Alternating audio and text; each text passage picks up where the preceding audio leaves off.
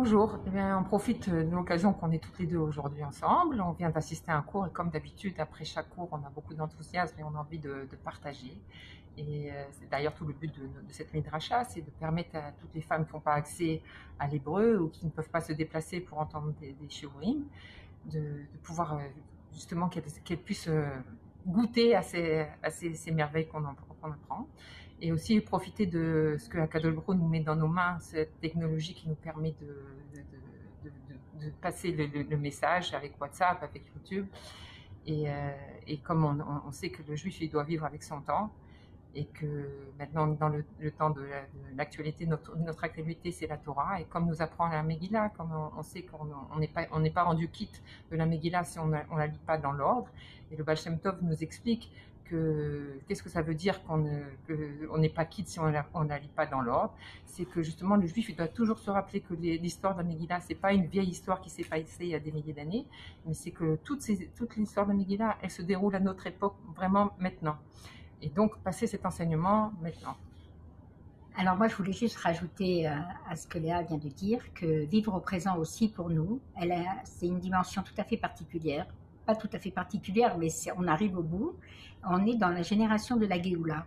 Et donc, tout le monde est unanime, tous les grands rabbinim du monde entier sont tous unanimes que la Géoula est Meod Krova, la Géoula est très proche.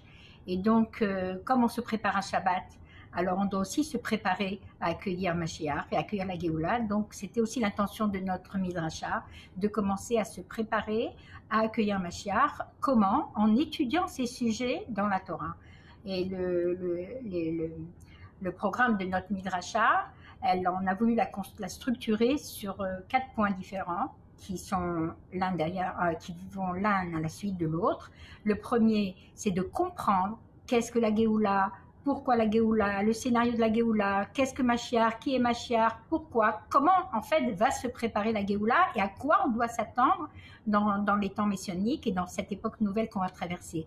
Après avoir étudié et comprendre, on va donc se préparer en Machashava, Dibour et Maasé, pensée, parole et action, et vraiment travailler sur nous pour être prêts à ce grand événement que l'humanité entière attend et que c'est le but pour lequel Akadosh Baruch Hu il a créé le monde, pour qu'on lui fasse un royaume ici-bas.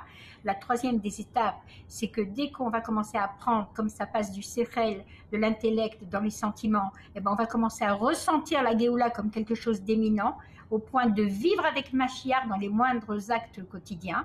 Et ensuite, on va aussi commencer à penser Géoula et à voir la Géoula personnelle. On va se libérer de toutes nos entraves et de tous nos obstacles et voir la vie et les épreuves de la vie d'une manière tout à fait différente. C'est déjà l'avant-goût de la Géoula Klalit et on sera enfin prêt pour accueillir Mashiach, si Dieu veut. Aujourd'hui même. Aujourd'hui même. Voilà, merci.